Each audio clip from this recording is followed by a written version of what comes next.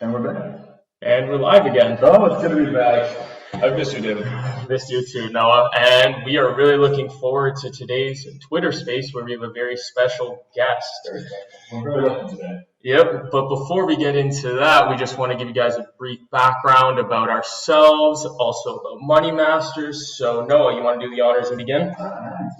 So, yes, I'm Noah. I work on content development here with Money Masters. I've been doing this for, almost 6 months now. It's been a wonderful, wonderful time.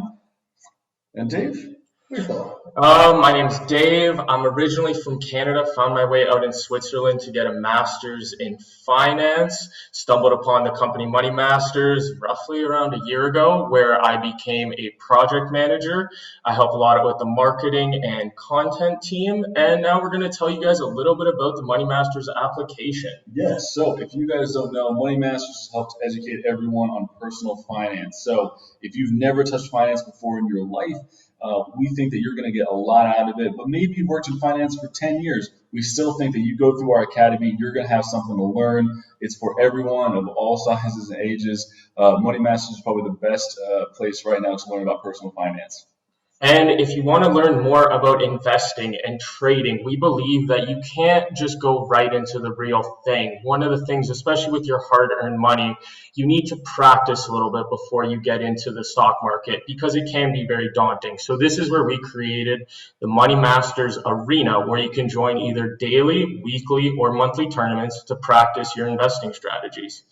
And with that, I believe we are ready to go. Noah, want to do the honors of introducing our special guest for today?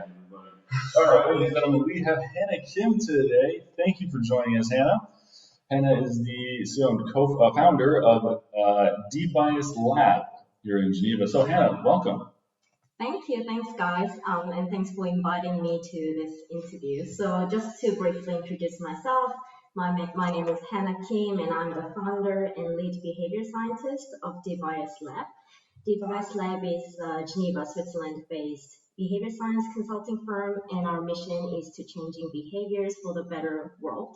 So we work with clients all over the world who want to join this mission and achieve their full economic potential and at the same time also achieve social impact. So it's great to be here today and looking forward to our conversation. Thank you. That's very amazing. Amazing. So how did you kind of first come up with the idea of D-Bias Labs and what really led you towards founding it? Yeah, thanks. Great question. I think really, if you kind of look at my LinkedIn profile, you will realize I have a very odd career path, what some people may consider. So I've kind of grew up all over the world. I was in Africa, and then I was in Asia, and then now I'm in Europe. And I used to work in commodities trading space, and then before that I was at a bank. And I think through all those experiences, I kind of hit me that there's structural inequalities everywhere in the world, in every industry, and that really frustrated me. And I wanted to learn more about why is it that people behave in a certain way or don't behave in a certain way. And so I decided to study it further. And I found about this amazing program at LSE, Master in Behavior Science. So I went to study that. And afterwards, I was like, okay, this is my calling. So I want to utilize this power of knowledge that now I have, which is really understanding about biases of people and how do we actually de-bias the perceptions and decision making and behavior. And so I decided to do a lot of freelance consultings and pro bono consulting, and eventually that I think naturally led me to start my own firm after I moved to Switzerland. And so yeah, voila, that led me to creating D-Bias Lab. Well, so as it's fantastic to hear, Haena. So our theme for this month, if you don't know, is women in finance, and we'd like to just get to know about what your experience is of being a woman in both a very highly competitive, working environments, as well as how being a woman of your own company. So, if there's any kind of advice, or maybe any kind of stories that you can share about the experience of being a woman within the corporate field. Yeah. Again, I think that's also a fantastic question, and that's something very close to my heart as well. And I've done, besides the D-Bias Lab, which is sort of a vehicle for me to bring out these actions, whether in the field of health or inclusion and otherwise, to to break the structural inequalities, which include gender parity, right?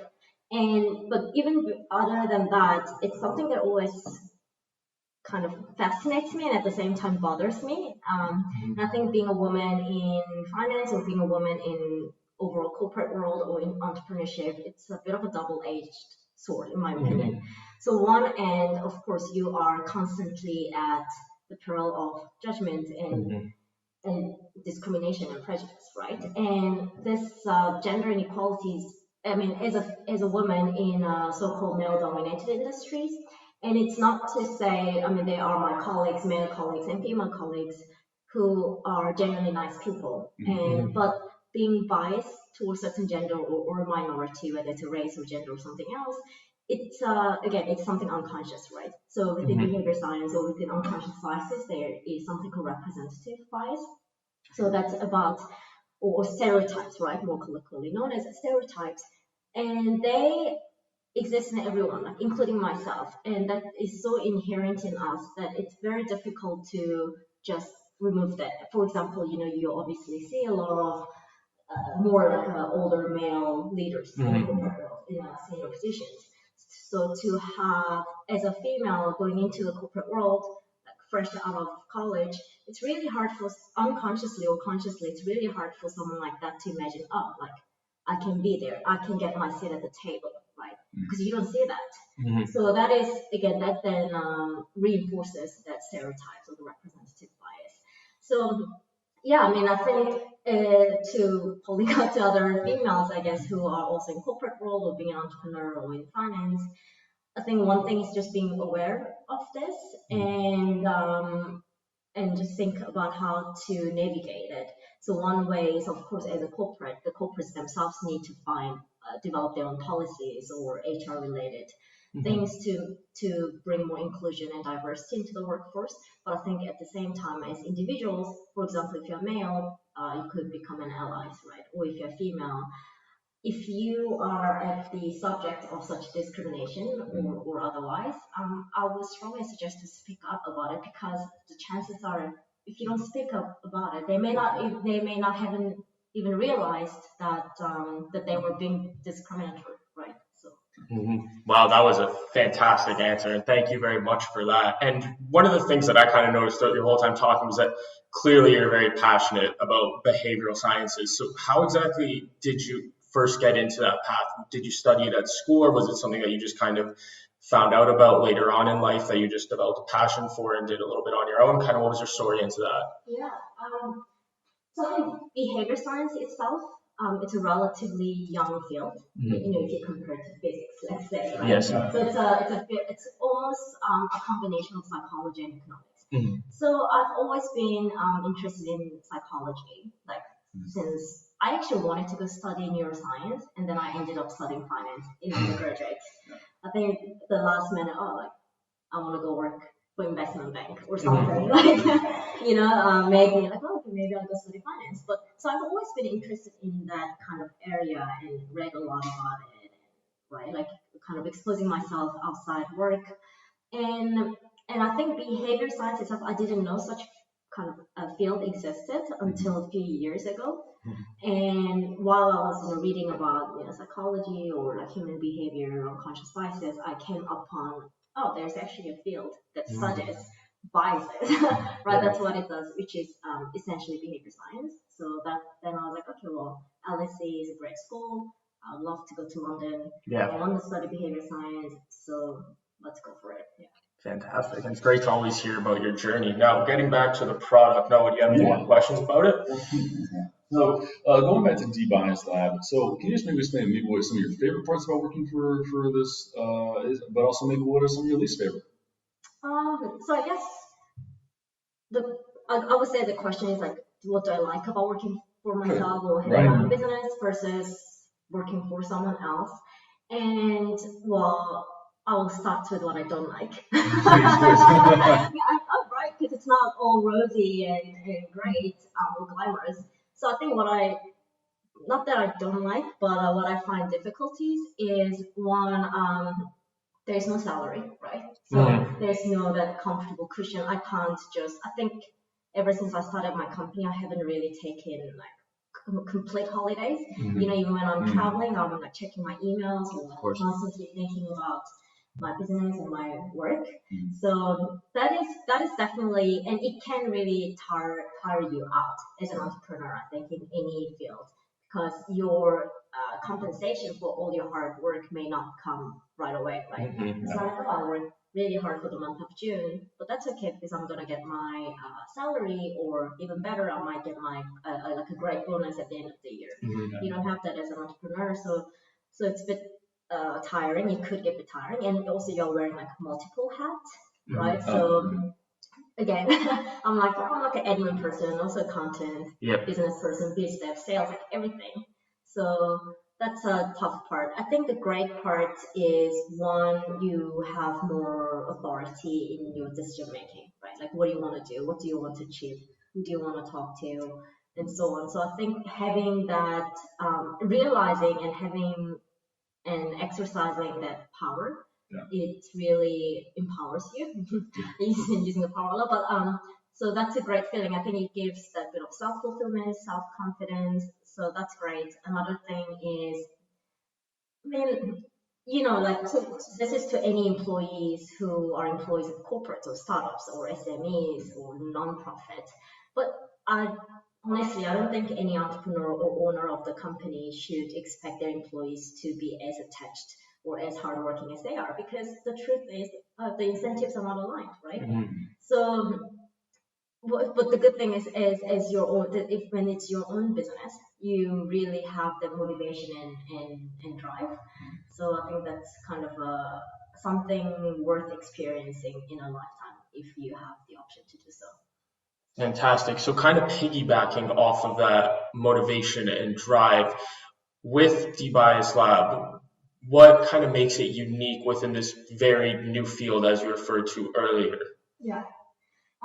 So I think first and foremost thing is because it's relatively new. So behavior science it's still widely used. It's one of the core pillars of the United Nations, for example. It's widely used in governments of the UK, for example, and some of the companies like BlackRock, Barclays in finance, as well as P&G and other marketing FMCG companies are using it.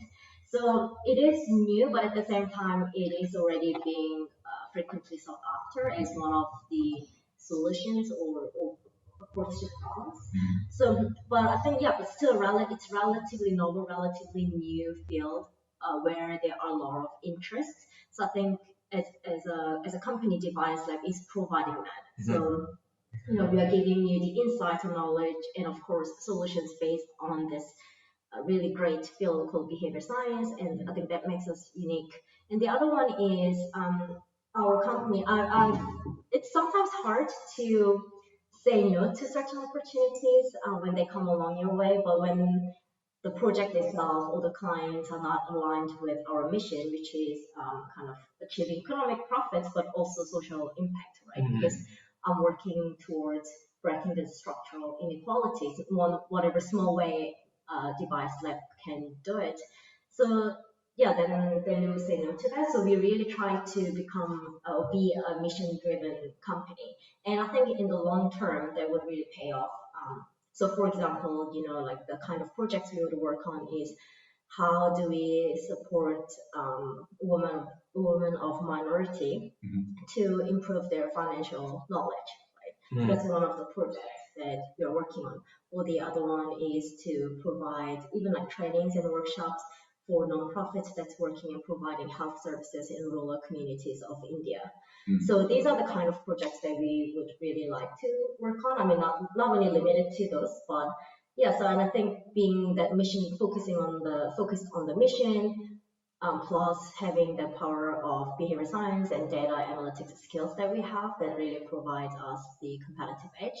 Well, and not to mention we're based in Switzerland or in the Europe time zone, so some of our clients are in America, some of our clients are in in Asia, so that also gives us good coverage. And seeing as this is still a startup company, Yeah. what would be your vision kind of 5, 10 years, maybe even a year down the line? Where would you like DBias Labs to be integrated into society and businesses? Yeah, I think one thing, so I am in well, I guess being a small, like you said, it is a small company. It's fairly new. It's about a year old, but I'm in no rush to have like a target and like I'm gonna achieve the target because I think sometimes being very driven by a number or like a target number or profit can deviate you from your mission. So I would say my goal for the next year or 3 years is one thing is to constantly build our portfolio work that fits in with our mission that I've just talked about.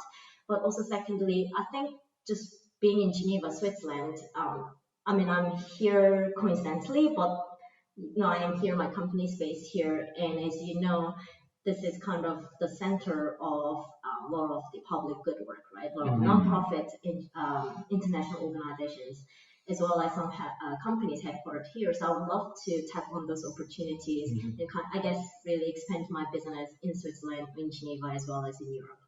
Especially for social equality and stuff like that, it's not too hard to just reach out when the UN is down the street and stuff like that. Definitely makes it a little bit of an easier pathway.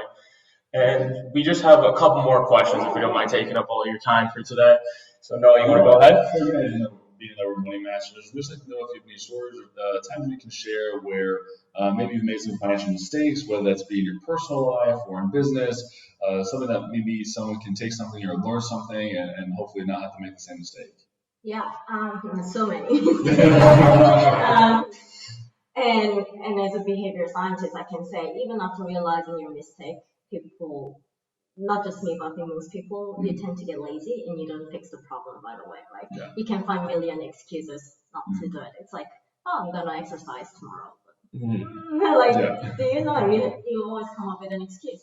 So I think also when it comes to like financial management and investment for my personal capacity, I think one kind of mistake that I made myself, but I also see that other people make is not investing really enough, which is a bit ironic because I studied finance and I worked in like finance, like trading jobs, so I really should have known better.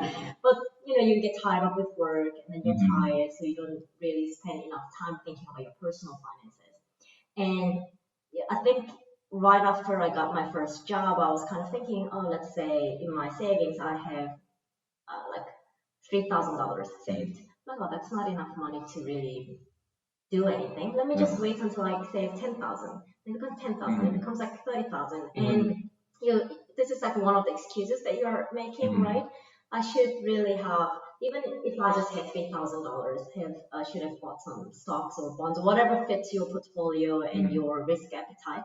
But at least invest in some rather than having all the money in cash at a bank when the interest rate was so low, right? So I think, of course, diversify your portfolio. Like, don't put everything in, whether it's cash or otherwise, don't put everything in one basket, and make sure that you take calculated risk, not like gambling with your money. But I think not doing anything is just as bad as doing too much.